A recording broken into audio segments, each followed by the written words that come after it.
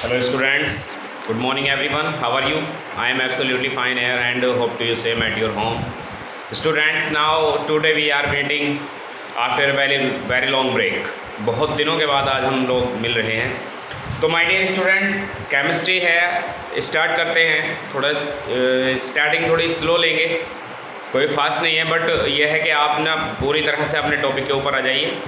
काफ़ी लंबा टाइम हो चुका है, तो मैं आपको बता देना चाहता हूँ my dear students, before starting our topics मैं आपको बता देना चाहता हूँ चैप्टर फर्स्ट सॉल्यूशन आपका कंप्लीट हो चुका है. उसके बाद आपने इलेक्ट्रोकेमिस्ट्री को पूरी तरह पढ़ लिया है, आपने केमिकल काइनेटिक्स को स्टडी कर लिया है.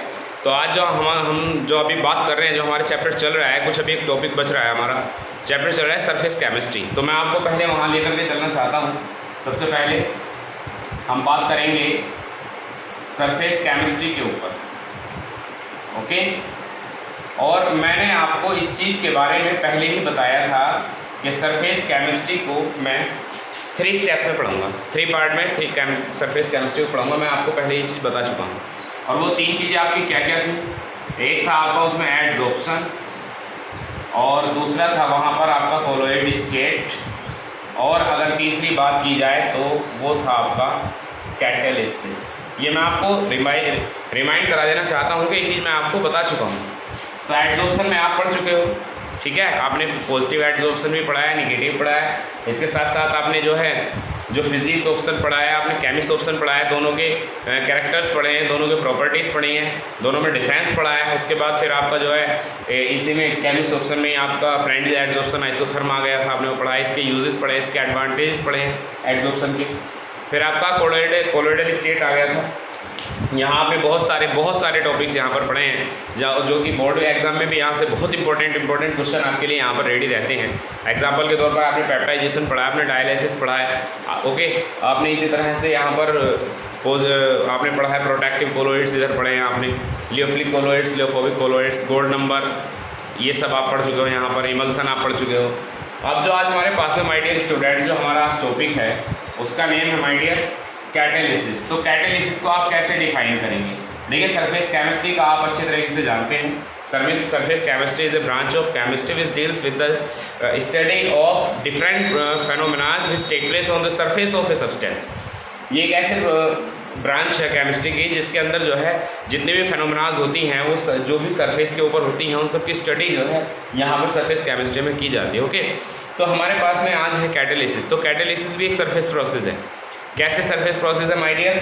वो कई बार ऐसा आपने देखा होगा. मैं आपको पहले इसके बारे में हल्का सा रिवाइज करा देना चाहता हूँ. आपको पहले इसके बारे में before starting our topic I would like to tell you something about this topic.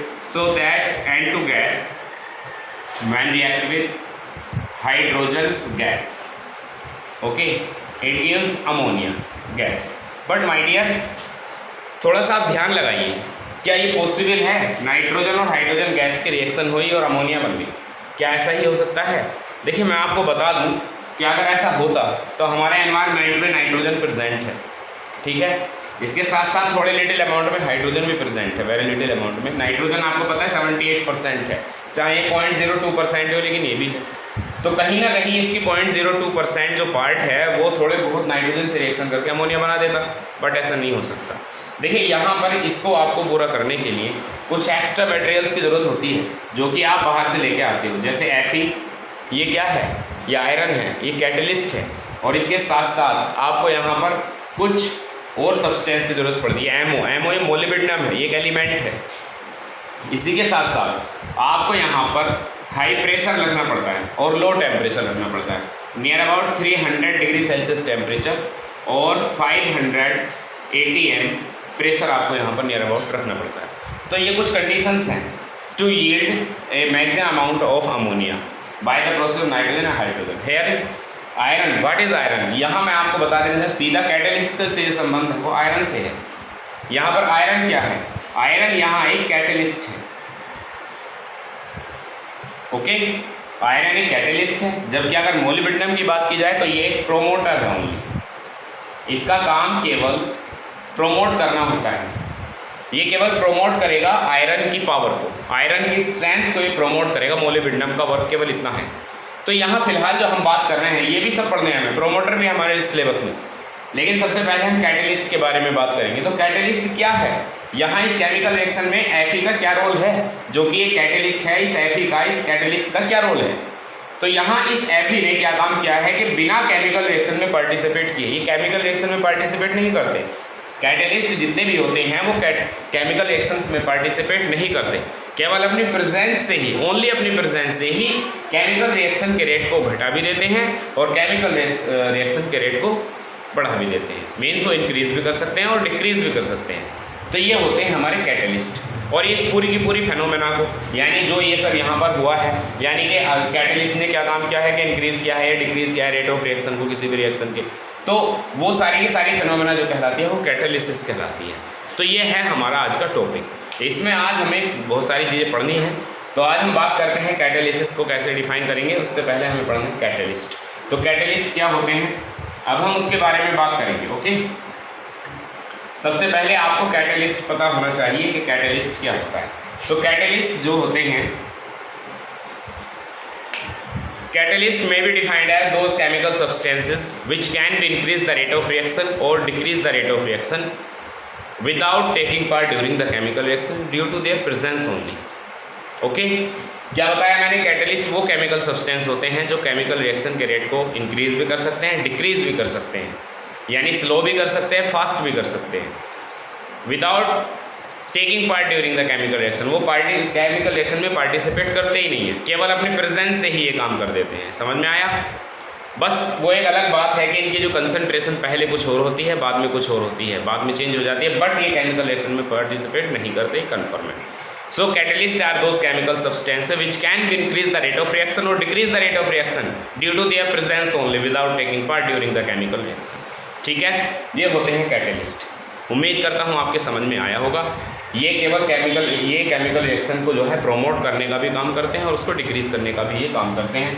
अब हम अगर बात करें यहाँ पर कैटलिस्ट की, तो ये किस, और ये मैं आपको बता दूं कि this complete phenomena is known as catalysis. मैं दोबारा से बता देना चाहता हूँ, those chemical substances which can be increase the rate of reaction और decrease the rate of reaction due to their presence only without taking part during the chemical reaction, such substances are known as catalyst and this complete whole phenomena is known as catalysis। ये पूरी phenomena जो है catalysis कहलाती है। तो catalysis दो तरह का हो सकता है माय डियर स्टूडेंट्स, और वो दो क्या है, वो दो टाइप। पहला है पॉजिटिव कैटालिसिस और दूसरा है निगेटिव कैटालिसिस। इनको आप ध्यान से देख लीजिएगा, पॉजिटिव कैटालिसिस और निगेटिव कैटालिसिस। जाहिर सी बात है, देखते ही पता लग रहा है, देखते ही आपको बिल्कुल रियलाइज हो गया होगा कि यहाँ जो है पॉजिटिव कैटालिसिस में क्या होगा कि रेट ऑफ रिएक्शन इंक्रीज होगा और नेगेटिव कैटालिसिस में क्या होगा, रेट ऑफ रिएक्शन डिक्रीज होगा। तो हम यहाँ पर बात करते हैं पॉजिटिव कैटालिसिस के बारे में। तो सबसे पहले हमारी जो शुरुआत होगी केमिकल रिएक्शन की वो इस तरह से होगी, those chemical substances which are doing work to increase the rate of reaction only. Those chemical substances which are doing work to increase the rate of reaction only due to their presence only without taking part during the chemical reaction. Such substances are known as positive catalyst। इस तरह के substance positive catalyst कहलाते हैं and this complete whole phenomena is known as positive catalysis. इस पूरी process को हम positive catalysis कहते हैं। उम्मीद करता हूँ कि ये आपके बिल्कुल अच्छे से समझ में आया होगा। ठीक है, तो मैं एक बार फिर से यहाँ पर आपको बता देना चाहता हूँ, पॉजिटिव कैटालिसिस में भी those chemical substances which are doing work to increase the rate of reaction due to their presence only without taking part during the chemical reaction. Such substances are known as positive catalyst and this whole phenomena is known as positive catalysis। तो आज जो हमारा main topic है वो positive और negative catalysis है। ठीक है, इनके बारे में ही हमें आज केवल बातें करनी है और उसके बारे में हम फिर आगे बढ़ेंगे। ओके स्टूडेंट्स, अभी मैं आपको और थोड़ा सा इसके बारे में बताना चाहता हूँ। तो students, positive catalysis, negative catalysis, तो दोनों की डेफिनेशन आपके समझ में आ रही होगी। बस आपको ये जो है कि दोनों को एक साथ आपको लर्न करना है। ठीक है, तो पॉजिटिव कैटालिसिस क्या है? Positive catalysis those chemical substance which are doing work to increase the rate of reaction only due to their presence only without taking part during the chemical reaction. Such substances are known as positive catalyst and this whole phenomena is known as positive catalysis। यहाँ अगर हम चलेंगे तो negative catalysis क्या है? Those chemical substances which are doing work to decrease the rate of reaction only due to their presence only without taking part during the chemical reaction। समझ में आया? Those chemical substance which are doing work to decrease the rate of reaction only due to their presence only without taking part during the reaction. Such substances are known as negative catalyst and whole phenomena is known as negative catalysis. समझ में आया? अब बात आती है example की, तो मैं आपको एग्जाम्पल के तौर पर लेकर के चलता हूँ। नंबर फर्स्ट एग्जाम्पल है, अगर हम देखिए मैं जो यहाँ पर कैटेलिसिस का ये एक तरह से इसके क्लासिफिकेशन कर रहा हूँ, ये इसका है क्लासिफिकेशन, ठीक है बेटा, ऑन द बेस ऑफ, किसके बेस पर? On the base of mechanism, mechanism के बेस पर, ठीक है, किस तरह से वर्क करते हैं उसके बेस पर ये दो तरह के होते तो माय डियर ये 4 टाइप के हैं, बट आपके सिलेबस में ओनली 2 ही टाइप के हैं। एक ऑटो कैटेलिसिस भी होता है, ठीक है, और एक इंड्यूस कैटेलिसिस भी होता है, लेकिन आपको ये 2 ही पढ़नी है। तो एग्जांपल के तौर पर मैं आपको बता देना चाहता हूँ, डिकम्पोजिशन ऑफ, किसका decomposition? Hydrogen peroxide in presence, किसके प्रेजेंस में? प्लैटिनम कैटलिस्ट, प्लैटिनम कैटलिस्ट के प्रेजेंस में। तो जब आप हाइड्रोजन पेरोक्साइड का फॉर्मूला H2O2 होता है, 2 मॉलिक्यूल्स मैंने यहाँ पर हाइड्रोजन पेरोक्साइड के ले लिए हैं, और जब आप इसको प्लैटिनम की प्रेजेंस में, यानी प्लैटिनम जब इसके अंदर ऐड कर दोगे तो तब आपको मिलेगा वाटर लिक्विड के तौर पर, ये भी लिक्विड था, और प्लस ऑक्सीजन गैस बन करके ऊपर उड़ गई, ये समझ लीजिए। तो आपने क्या देखा कि प्लैटिनम ने यहाँ पर क्या काम किया है? प्लैटिनम ने जो इसका डिकम्पोजिशन हो रहा था, हाइड्रोजन पेरोक्साइड का जो डिकम्पोजिशन है वो फास्ट कर दिया है, उसका जो रेट ऑफ रिएक्शन है वो बढ़ा दिया है, यानी कि इसके जो ये जो डिकम्पोजिशन का जो रेट था हाइड्रोजन पेरोक्साइड का वो इंक्रीज हो गया है, किसकी प्रेजेंस से? प्लैटिनम की इंक्रीज प्रेजेंस से। तो प्लैटिनम क्या है यहाँ पर? प्लैटिनम यहाँ पर पॉजिटिव कैटलिस्ट है, प्लैटिनम इज पॉजिटिव कैटलिस्ट, और ये पूरी की पूरी जो फिनोमेना है ये क्या है? ये पॉजिटिव कैटेलिसिस है। उम्मीद करता हूँ आपके समझ में आया होगा। अब एक एग्जांपल मैं आपको निगेटिव कैटेलिसिस का भी यहीं पर देना चाहता हूँ। तो निगेटिव कैटेलिसिस का एग्जांपल भी यही है, same, decomposition of hydrogen peroxide in presence of, यहाँ प्लैटिनम की जगह पर आप जो है चेंज कर दीजिएगा, क्या करना है यहाँ पर? प्लैटिनम की जगह पर आप यहाँ ग्लिसरीन कर दीजिए, ठीक है, और वो फास्फोरिक एसिड कर दीजिए, दोनों ही वहाँ पर निगेटिव कैटेलिस्ट का रोल प्ले करेंगे। रिएक्शन कुछ इस तरह होगी, 2H2O2 लिक्विड, और जब ये काम आप कराओगे ग्लिसरीन की प्रेजेंस में या H3PO4 की प्रेजेंस में और तो फास्फोरिक एसिड की प्रेजेंस में, तो 2H2O लिक्विड ही रहेगा, प्लस ऑक्सीजन भी गैस ही रहेगी, ऊपर भी जाएगी, लेकिन इसका जो रेट होगा वो बहुत ही स्लो होगा। डिकम्पोजिशन ऑफ हाइड्रोजन पेरोक्साइड जो होगा वो बहुत ही स्लो होगा, ये फास्ट नहीं होगा, ठीक है, इनकी प्रेजेंस से। ये क्या काम कर रहे हैं दोनों ही? यहाँ पर इसके जो रेट है इसके रेट को घटाने का काम कर रहे हैं, इसके रेट को डिक्रीज करने का काम कर रहे हैं। मैंने आपको डेफिनेशन बताई, negative catalyst are those chemical substances which are doing work to decrease the rate of reaction only due to their presence only without taking part during the chemical reaction. Such substances are known as negative catalyst and this whole phenomenon is known as negative catalysis. समझ में आया? ये मैंने आपको बताया। ऊपर वाला example किसका है? ये है पॉजिटिव कैटेलिसिस का एग्जांपल, और नीचे वाला जो एग्जांपल है वो है नेगेटिव कैटेलिसिस का एग्जांपल, ठीक है। उम्मीद करता हूँ आपके समझ में आया होगा। एक एक एग्जांपल मैं अभी आपको इन दोनों का और देता हूँ, जिससे कि आप पूरी तरह इसको भूल ना पाओ, पॉजिटिव कैटेलिसिस और नेगेटिव कैटेलिसिस। कई बार ये यहाँ पर 8, 9, 10 टॉपिक्स हैं कैटेलिसिस से रिलेटेड, और उन्हीं से आता है रेगुलर क्वेश्चन, आपका वहीं से बनता रहता है। 1 टॉपिक से 4-5 क्वेश्चन बन जाते हैं, तो बहुत इंपॉर्टेंट क्वेश्चन यहाँ पर आ जाते हैं। अब मैं आपको लेकर के चलता हूँ इसके लिए decomposition of potassium chlorate, potassium chlorate की प्रेजेंस में डिकम्पोजिशन, ठीक है। तो चलते हैं, या पोटेशियम क्लोरेट का खुद का डिकम्पोजिशन यहाँ लिख दीजिए, in presence of MnO2, manganese dioxide की प्रेजेंस में पोटेशियम क्लोरेट का डिकम्पोजिशन। तो पोटेशियम क्लोरेट का फॉर्मूला होता है student KClO3 in presence of MnO2। जब आप इसकी प्रेजेंस में काम कराओगे तो इसका जो डिकम्पोजिशन होगा वो 2KCl और 3O2 बन करके ऊपर चला जाएगा। तो ये जो यहाँ पर वर्क हुआ है ये कैसे हुआ है? MnO2 यहाँ पर क्या है, ये पॉजिटिव कैटलिस्ट है। क्यों? क्योंकि इसने पोटेशियम क्लोराइड का जो रेट था, जिस रेट से डिकम्पोज हो रहा था, उसको और इंक्रीज कर दिया कि आप और जल्दी से हो जाइए। जो थोड़ा रेट से चल रहा था, अब ये बहुत तेजी से, जहाँ ये केमिकल रिएक्शन पहले 15 मिनट्स में कंप्लीट हो रही थी, इसकी प्रेजेंस में chemical reaction with in 30 second हुई। तो ये पॉजिटिव कैटलिस्ट है और ये पूरी की पूरी फेनोमेना क्या है, पॉजिटिव कैटलिसिस है। आया समझ में आपके? उम्मीद करता हूँ जरूर आया होगा। अब मैं आपको निगेटिव कैटालिसिस की तरफ का एक एग्जांपल लेकर के दिखाने देना चाहता हूँ। देखिए माय डियर स्टूडेंट्स, ये है CHCl3, ये क्लोरोफॉर्म है, और जब क्लोरोफॉर्म को एयर के प्रेजेंस में लेकर के आया जाता है इन प्रेजेंस ऑफ सनलाइट, तो ये बहुत तेज़ी के साथ में जो है डिकम्पोज होना स्टार्ट हो जाता है और ये चला जाता है CuCl2 में। ये CuCl2 में चला जाता है, 2CuCl2 और प्लस 2HCl हाइड्रोक्लोरिक एसिड भी इसमें बन जाता है। तो ये बड़ी ही पॉइजनस गैस है, नाम है इसका फोस्जीन।